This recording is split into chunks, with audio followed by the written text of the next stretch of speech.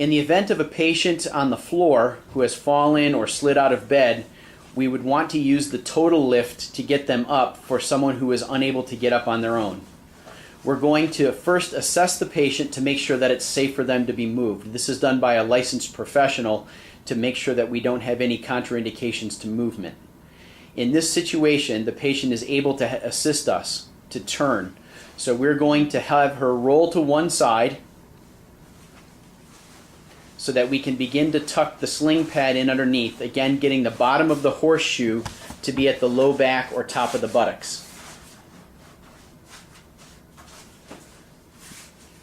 We then roll the patient back onto the sling pad and assist them to roll in the opposite direction so that we can flatten the sling pad out on both sides. The caregivers will then position the leg loops underneath the legs.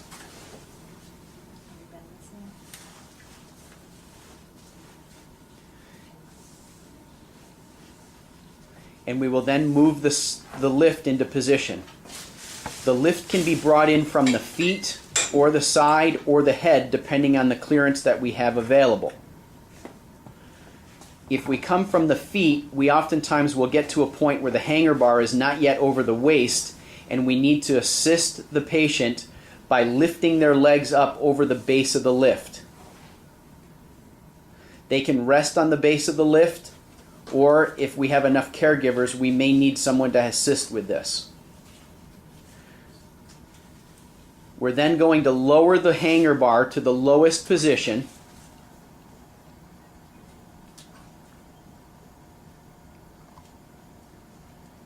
Before connecting the sling pad. If we were in a situation where we could not approach from the feet, we could come in from the side and have one of the legs of the lift go under the patient's knees and the other would go over the top of the head. So we get the lift down into the lowest position, and now we're going to just connect the loops.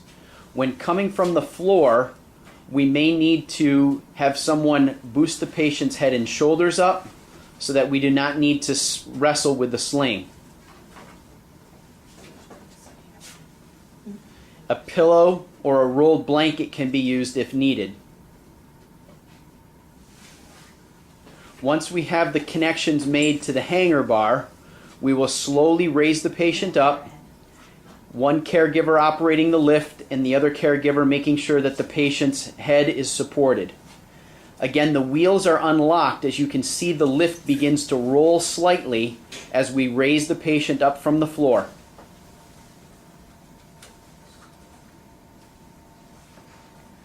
By keeping the wheels unlocked, we get rolling rather than tipping of the lift. We raise the lift up high enough to get the patient back to a wheelchair or stretcher or whatever surface we're moving to. They do not need to roll or be able to come all the way to the highest surface. In this situation, we're going to move the patient back to bed.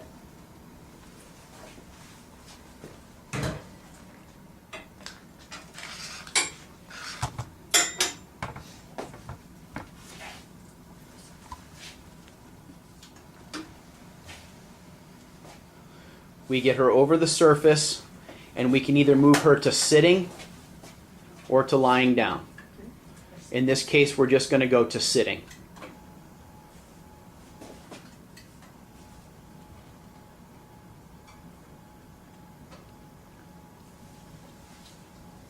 We lower her down so that we can disconnect the sling, and she can then sit on the edge of the bed. If she was unable to sit, we would have to move over the bed to a lying position to allow her to lay down flat. We disconnect the sling and roll the lift away.